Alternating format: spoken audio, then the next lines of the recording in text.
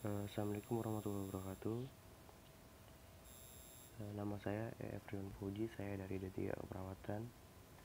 Di sini saya akan menjelaskan tentang cacing loa-loa, lalat Cycropsilacea dan Cycropdimidiata.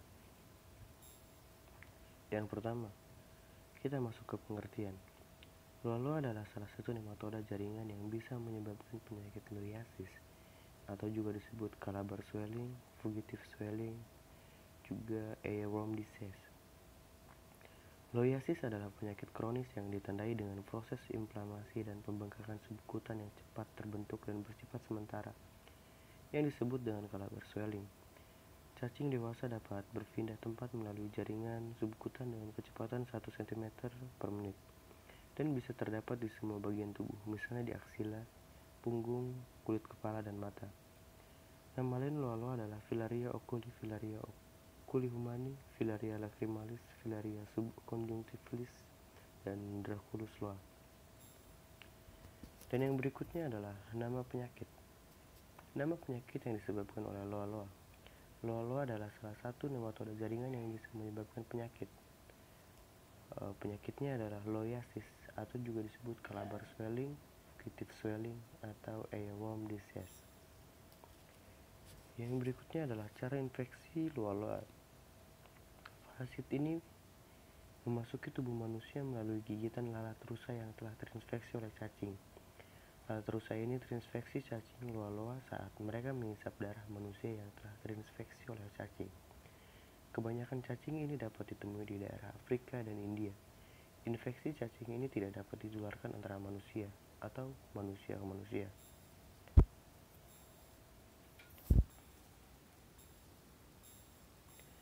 Dan yang berikutnya adalah morfologi spesies. Morfologi spesies loa-loa. Yang pertama, ukuran. Panjang loa-loa yaitu 250 sampai 300 ultramikro dan lebar 6 sampai 8,5 ultramikro.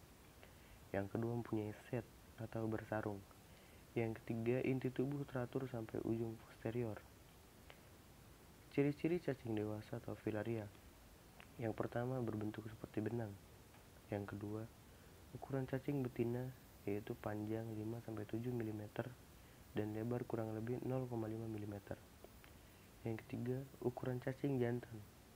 Panjang ukuran cacing jantan yaitu 3-4 mm dan lebar kurang lebih 0,5 mm. Yang keempat, kutikula berbenjol-benjol seperti tetesan embun atau dewdrops. Yang kelima, ujung posterior cacing jantan melengkung ke ventral dan punya 8 pasang papilla ferial spicula. Yang selanjutnya, siklus hidup loa-loa. Hospes definitif parasit ini adalah manusia, sedangkan hospes frontera loa-loa adalah lalat Cycropsilacea dan Cycropdimidiata. Pertumbuhan mikrofilaria di dalam tubuh lalat terjadi di otot dan bagian yang berlemak yang berlangsung selama 10 sampai 12 hari. Mikrofilaria kemudian menjadi larva infektif yang keluar dari labium ke permukaan kulit dekat luka gigitan dan menembus ke dalam jaringan subkutan dan otot, serta tumbuh menjadi dewasa di sini dalam waktu kurang lebih 1 tahun. Periodisitas loa-loa adalah diurna yaitu aktif pada waktu siang. Selanjutnya kita masuk ke epidemiologi loa-loa. Loiasis terdapat di daerah Afrika yang dilewati garis khatulistiwa, terutama di daerah Afrika Barat. Lalat Cycrop merupakan serangga yang menggigit pada siang hari dan punya tempat perindukan di rawa-rawa dan perairan yang berlumpur.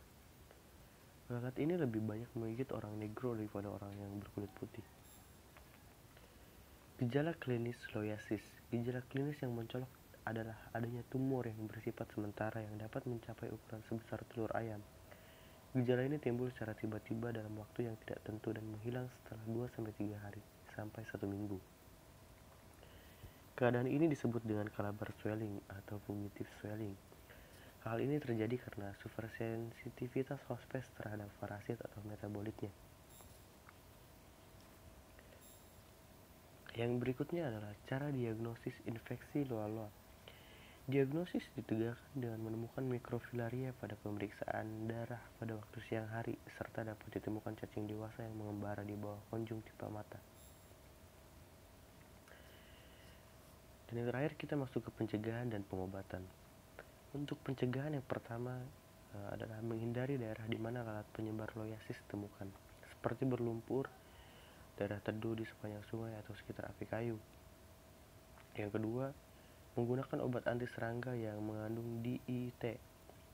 Yang ketiga, memakai baju lengan panjang dan celana panjang selama siang hari. Dan yang keempat, jika sedang berada di daerah dengan loyasis untuk jangka waktu yang panjang, konsumsi obat DIC 300 mg seminggu sekali bisa untuk mengurangi resiko infeksi. Dan untuk pengobatannya yaitu ada 2 obat yang dapat digunakan untuk mengobati infeksi dan meredakan gejala.